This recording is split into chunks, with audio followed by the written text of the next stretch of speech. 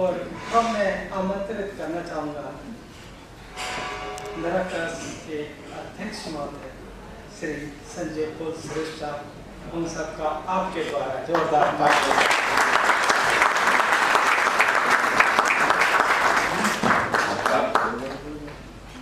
माननीय मंचासीन अतिथिगण, उपस्थित सदस्यगण, कार्यालयों के सम्मानित अध्यक्ष एवं प्रबंध निदेशक, कार्यालय प्रमुख एवं अन्य प्रतिनिधिगण, बहुत बहुत नमस्कार और स्वागत और राष्ट्र में धन्यवाद कि आपने सबको के इस निमंत्रण पर आप सभी यहाँ एकत्रित हुए। नराकास 1976 से चल रहा है और अगले 2 सालों में 50 साल पूरा कर देगा। जो इसका गठन किया गया था भारत सरकार के द्वारा, जिसमें केंद्रीय कार्यालय, banks, institutions, public sector undertakings, सरकार की ये मंशा थी कि किस तरीके से हमारे राजभाषा, हमारे कार्यकलापों में किस तरीके से इसका इस्तेमाल किया जाए। और मुझे बड़ी खुशी होती है कि 53 संस्थाओं के प्रतिनिधिगण अपनी संस्थाओं में बहुत अच्छी तरीके से इस कार्यकलापों को पूरा कर रहे हैं। जो हमारी सरकारों का विजन रहा है, वो सोच रही है कि किस तरीके से राजभाषा को आगे प्रचार कराया जाए। केंद्रीय कार्यालय द्वारा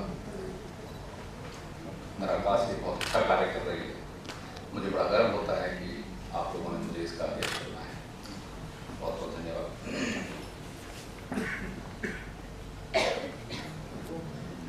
कोई भी भाषा किसी भी देश को एक सूत्र में बांधने के जरिए होती है। भारत एक विभिन्न भाषाओं का देश रहा है, पर राजभाषा हमारी एक है, हिंदी है। सौभाग्य से मैं हिंदी भाषी हूँ। मुझे बड़ा गर्व होता है कि हिंदी हमारी राजभाषा है। राजभाषा एक शब्द नहीं है, एक बहुत बड़ा संधि है जो हमें अपने कार्य के साथ कराती है। और जितना ज़्यादा हम राजभाषा का इस्तेमाल करेंगे, मुझे लगता है कि भारत की इकोनॉमी जिस तरह से चलनी चाहिए उससे और तेज गति से हम आगे चलेंगे। आज़ाद हुए हमें काफ़ी साल हो चुके हैं और मुझे लगता है कि भाषा की आज़ादी, अनुभूति की आज़ादी, ये भाषा से प्रेरित होती है। जिस तरीके से हम अपनी भाषा को राजभाषा ना मानकर अपनी खुद की भाषा जिस दिन हम इसको मानने लग जाएंगे, मुझे लगता है हम सचमुच भारतीय हो जाएंगे।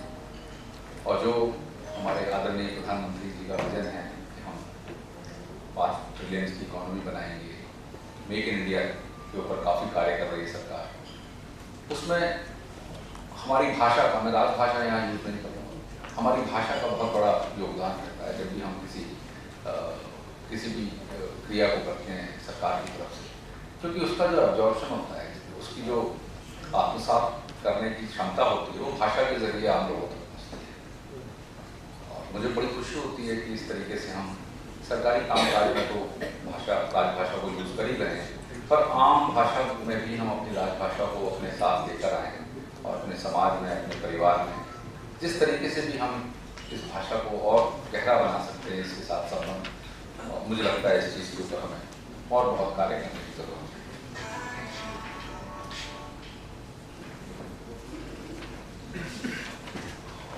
यह मेरी दूसरी 6 माही मीटिंग है जो मैं अटेंड कर रहा हूँ और इस दौरान काफ़ी कार्यकलाप किए गए नराकास के द्वारा। काफ़ी सुख की अनुभूति होती है कि इस तरीके के प्रयोजन किए जाते हैं। हाल ही में कश्मीर में कार्यक्रम रखा गया, 96 कार्यक्रम पिछले 7 सालों में ऑर्गेनाइज किए गए हैं। पूर्ण विश्वास है कि मार्च तक ये सैकड़ा पार कर लेगा। नराकास के सदस्यगण इसमें काफ़ी काम कर रहे हैं। राजभाषा विश्व स्तर पर, हिंदी जो है विश्व स्तर पर काफ़ी तेज़ी से प्रसार कर रही है और हमारे देश में भी इसकी गति काफ़ी तेज हुई है पिछले कुछ सालों में और उसी चीज़ को लेकर हम आगे बढ़ रहे हैं और आगे भी हम अच्छे कार्य करते रहेंगे। और जो भी अध्यक्ष नराकास के जरिए, जो भी मेरी जिम्मेदारी है वो अध्यक्ष के जरिए जो भी मैं कर सकता हूँ, मुझे बड़ी खुशी होगी नराकास में अपना योगदान प्राप्त करने। बहुत बहुत धन्यवाद।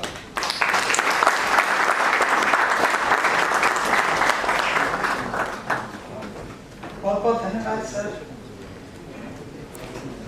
सर वैसे तो हमारे अपने 53 कार्यालय हमारे बीच उपस्थित हैं, लेकिन आज इस कार्यक्रम में हमारे 2 कार्यालय भी ऐसे आए हैं जो हमारे सदस्य कार्यालय तो नहीं है, लेकिन अभी जो हमने 26 और 27 फरवरी को यहाँ पर ही राजभाषा उत्सव कार्यक्रम का आयोजन किया था, उसमें प्रदर्शनी लगाई थी। ये तो काफ़ी कार्यालयों ने भी अपनी प्रदर्शनी लगाई, प्रकाशकों ने भी लगाई, लेकिन साथ में 2 सरकारी कार्यालय यहाँ पर उपस्थित है जिन्होंने अपनी प्रदर्शनी लगाई, एनएसडी और आईजीएनसीए।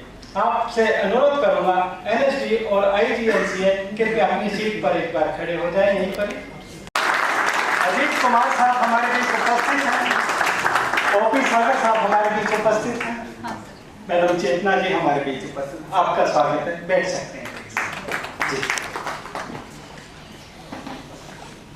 सर आपकी अनुमति हो तो मैं निराकाश की मीटिंग में जो एजेंडा है उसको शुरू करूं। सर मैं आप सभी से अनुरोध करूंगा, सभी के पास एजेंडा है, कृपया एक बार एजेंडा खोल लें ताकि हम हमारी जो पिछली बैठक हुई थी उस बैठक के हमने मिनट्स की कापियां सभी को भेज दी थी, और ये खुशी की बात है आज तक हमारी 13वीं बैठक की है। 12 बैठकें जितनी आयोजित की, कहीं से कभी भी किसी भी प्रकार की कोई भी प्रतिकूल टिप्पणी नहीं हुई। ये हमारे देश निराकाश के लिए बहुत बढ़िया है, इसके लिए आप सभी का धन्यवाद। इसलिए पिछली बैठक के कार्यवृत्त के जो हमारा मिनट्स है उसकी पुष्टि करने का अनुरोध। पुष्टि करते हैं, ठीक है। अगली मीटिंग अगले हम मत संख्या पर बात करेंगे। पिछले बैठक के कार्यवृत्त पर अनुवर्ती कार्रवाई।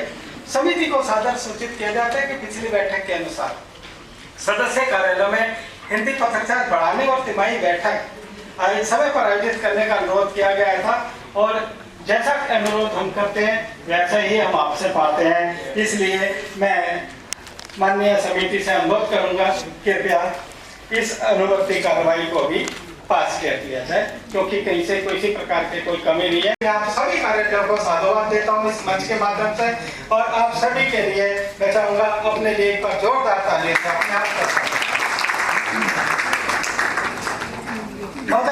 कार्यालयों के, और जो इनका आंकड़ा है और हिंदी में की गई टिप्पणियां वो आपके लिए पृष्ठ संख्या 9 से 11 पर आप देख सकते हैं। और मुझे भी इस बात का अच्छे से मालूम है कि हमारे सभी कार्यालय लगभग अपने लेवल पर बहुत अच्छे तरीके से सारी बैठकें कर रहे हैं। जब आप 93% इसमें लिखते हो, 94 लिखते हो, 95 लिखते हो, 100 भी तो हो सकता है। 85 कदम चले हो, 15 और चल लो, 95 कदम चले हो, 5 और चल लो, 90 कदम चले हो, 10 और चल लो, तो ये आंकड़ा 100 हो सकता है ना। तो आप कृपया इस तरफ ध्यान दें कि ये जो आंकड़ा है, आपका आंकड़ा 100 देखना चाहूँगा, क्योंकि आप हिंदी भाषी क्षेत्र से हैं और हिंदी का पूरे देश में हिंदी को आगे बढ़ाने का दायित्व सिर्फ और सिर्फ आपके ऊपर है। तो कृपया भविष्य में अब जब भी आप रिपोर्ट भेजें तो मुझे खुशी हो आपको रिपोर्ट देखते हुए कि आपने 100% का लक्ष्य पार कर। बस सिर्फ इतना सा, ये भी हमारा पूरा हो जाएगा। अब मत संख्या 5 की तरफ ध्यान आपका आकृष्ट करूंगा कि जो हमने पिछले साल कार्यक्रम आयोजित किए और 2017 से लेकर अभी तक किए, जैसे मैंने अभी आपको बताया भी था, हमारे सभी गणमान्य और मंचासीन अतिथि गणों ने भी आपको बताया कि हम अपने कार्यक्रमों में बहुत आगे बढ़ रहे हैं। और आपसे अब ये उम्मीद करेंगे कि आगामी कार्यक्रमों में, मैं अभी कुछ देख रहा हूँ, कुछ समय से हमारे कार्यालय कुछ कार्यालय सुस्त हो गए हैं। सुस्त मुक्त रहें, दुरुस्त रहें। राजभाषा सम्मेलन के दौरान निराकाश का पुरस्कार प्राप्त किया था, प्रथम पुरस्कार। और आपको याद दिलाना चाहूंगा कि 10,000 हिंदी प्रेमियों ने नागराज साहब जी का तालियों से स्वागत किया था जब इनके मुखमंडल से देश के नाम एक संबोधन इन्होंने दिया उस मंच के माध्यम से, और उसकी बहुत सराहना हुई। सचिव महोदय मैडम भी दूर से देखते हैं, कहते हैं नागराज साहब आपका तो वास्तव में बहुत अच्छा व्याख्यान था। तो वो बात उनको साहब को मंच पर उस समय स्पेशल इनवाइट किया गया था तो साहब ने दक्षिण भारतीय होने के बावजूद भी हिंदी को किस तरीके से प्रोत्साहित किया उस मंच के माध्यम से, वो एक बहुत बड़ी बात थी हमारे लिए। मैं एक बार फिर आपसे अनुरोध करूंगा उस उपलब्धि के लिए साहब के लिए जोरदार तालियां मत साझा करने के लिए प्रोत्साहन। महोदय, मत संख्या 7 की तरफ आपका ध्यान आकर्षित करूंगा।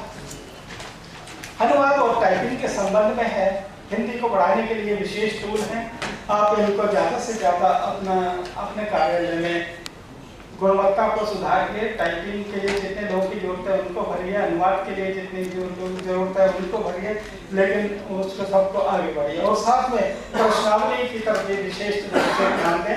उसको भरने में कहीं कोई भी किसी को दिक्कत है, वैसे तो हम हर साल एक प्रश्नावली के लिए विशेष तकनीकी एक प्रशिक्षण कार्यक्रम आयोजित करते हैं, फिर भी कहीं भी किसी को कोई दिक्कत हो तो वो जरूर संपर्क करें। लेकिन मैं कभी नहीं चाहूँगा पार्लियामेंट्री कमेटी के सामने आपके या आपके अध्यक्ष को, कार्यालय के अध्यक्ष को किसी बात का सामना करना हो, या आप हमेशा ध्यान रखें। जब भी जरूरत हो कार्यक्रम आयोजित करने के लिए हम जरूर करें।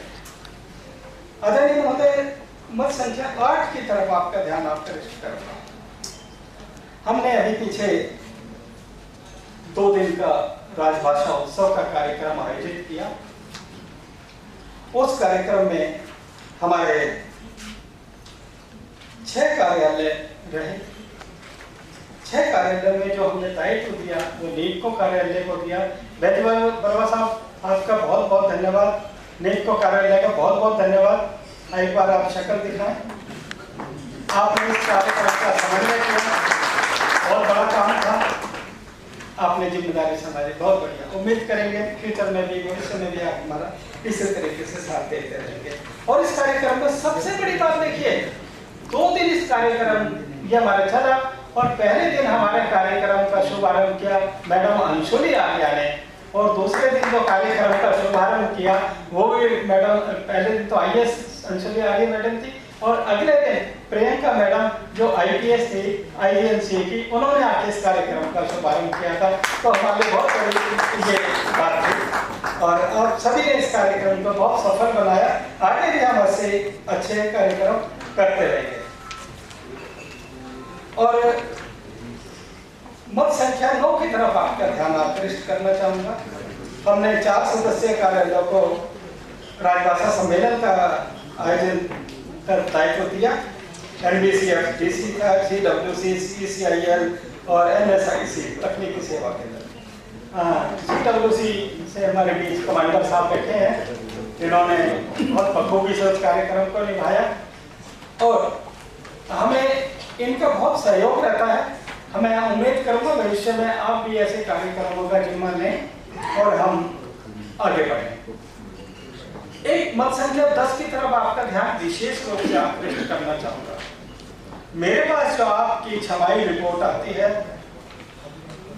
वो कृपया हिंदी अधिकारी या उनका हिंदी जिनको प्रभार है वो उस पर नीचे साइन ना करें, अपने कार्यालय के अध्यक्ष के माध्यम से मेरे पास भेजें, ताकि आपके कार्यालय के अध्यक्ष को यह पता रहे कि मेरे कार्यालय में हिंदी की प्रगति की स्थिति यह है। उनसे छुपा के रिपोर्ट कृपया मेरे पास ना भेजे, मैं एक्सेप्ट नहीं करूंगा। मंच के माध्यम से बोल रहा हूँ। बहुत से कार्यालय अपनी कमियों को छुपाने के लिए चुपचाप मुझे भेजते हैं, मैं उसको एक्सेप्ट नहीं करूंगा। अच्छा, कोई भी अगर कोई भी काम होगा, और मैं आपको आज ये भी बताना चाहूंगा, इस नराकाश की एक एक्टिविटी, एक बात मैं अपने वरिष्ठ अधिकारियों के सामने जरूर रखता हूँ। राजीव शर्मा जी के आगे रखता हूँ, नागराज साहब के आगे रखता हूँ। किसी कार्यालय की कोई बात छोटी नहीं है। कृपया भविष्य में ध्यान रखें। मैं इस मंच के माध्यम से किसी कार्यालय का नाम लेना नहीं चाहूंगा, लेकिन उनको खुद को पता है उनकी क्या कमियां, क्या गलतियां हैं। कब तक सहन करेंगे? 12 मीटिंग कर चुका हूँ, मैं उनकी बार बार वो कमियां देखता हूँ। अगली बार ऐसी कमी ना करें, और मैं किसी का नाम लेना नहीं चाहता, मेरे लिए सब बराबर। कृपया ध्यान रखें प्लीज। कार्यालय तो ऐसे है, उनका नाम नहीं लेना चाहूंगा, वो अंशदान देते ही नहीं है। वो कहते हैं हमारी स्थिति ठीक नहीं है। कोई बात नहीं, कोई बात नहीं, सहन करना पड़ता है। देना चाहे यारों, फिर भी मिलना जुलना पड़ता है। कोई बात नहीं, उनके छोड़ देते हैं, लेकिन वो देते हैं। फिर भी कभी कभी देते हैं, कभी नहीं देते, कोई बात नहीं, हम उनसे इकट्ठा लेते हैं। आगे आदरणीय महोदय, मैं आपसे अनुरोध करना चाहूँगा, विशेष आपका एक आज इस बात पे गहन रूप से हम चर्चा करना चाहेंगे। अगर आपकी अनुमति हो तो इस अंशदान को 10,000 रुपये से बढ़ाकर अगर 20,000 रुपये हम लोग कर दें तो हम नराकाश के कार्यक्रम बहुत अच्छे से कर पाएंगे, क्योंकि हमें बहुत कुछ फेस करना पड़ेगा। ये आपके बोलने से नहीं, बाकी सब इस पे डिस्कस किया जाएगा। ये मेरी अपनी व्यक्तिगत राय है। ठीक है। तो क्योंकि बात यह है, खर्चा काफी होता है। अभी तक का जस्टिफिकेशन भी नहीं हुआ और सबको इस कारण से इनकी मैडम आई है क्या? चलिए, इसमें हम सब आप अपने सहमति दें तो वो सब हो जाएगा जी। हाँ ले लेंगे, मेल के माध्यम से ले लेंगे। जो अगर इसमें सहमत, हम पूरे 52 कार्यालयों को मेल भेजेंगे, जिनकी सहमति हमें ज़्यादा मिल गई 50% से ऊपर तो हम कर देंगे 20,000, और अगर 50% से कम हुई सहमति तो हम 10,000। ठीक है, इस पर बीच का थोड़ा रास्ता रख लीजिए, थोड़ा बीच का भी रास्ता रख लीजिए। कोई बात नहीं, 15 कर लें अभी कर दीजिए। 10 से सीधा बीच का 20 करना हटा के 15 कर दे सर। चलो 15 करें, एक बार जोरदार तालियों से। ठीक है सर, 15,000 रुपये कर देंगे। सर, ये सिर्फ हम लोगों के लेवल की बात नहीं है, हमारे और भी हमारे हेड नहीं आए, हमें उस पे मेल के माध्यम से भी ले लेंगे, लेकिन हमने एक रास्ता तो निकाल लिया ना भाई, 10 से 20 के बीच में 15 के आगे हम आगे कर लेंगे। ठीक है, बहुत बढ़िया। ठीक है। अच्छा सर, एक विषय और जो हमारा अभी चर्चित विषय है, जैसे कि हमने अभी 23 और 24 अगस्त को कश्मीर में जो कार्यक्रम किया, 2 दिन का राजभाषा सेमिनार था, और उसमें जैसी स्थिति अभी साहब ने भी बताई, नागराज साहब भी उपस्थित थे, उन्होंने मुझे बोला कि अशोक, जहाँ मैं इस बारे में एक बात कहना चाहूँगा, एक देश ऐसा था जहाँ लोग जूते और चप्पल नहीं पहनते थे, और वहाँ किसी को भेजा, एक सेल्समैन को, कि भाई आप जाके वहाँ पर जूते चप्पल का देखो। वो कहता साहब वहाँ तो जूते चप्पल पहनते ही नहीं है कोई, मैं क्या बेचूंगा। दूसरा सेल्समैन कहता है सर मुझे ये जिम्मेदारी दे दो। कहता है ठीक है। कहता है सर जहाँ पर जूते चप्पल नहीं पहनते वहाँ सभी को जूते चप्पल पहनाने से हमारा बिजनेस बढ़ेगा, इसलिए हम ही सक्सेस उसमें हासिल करेंगे।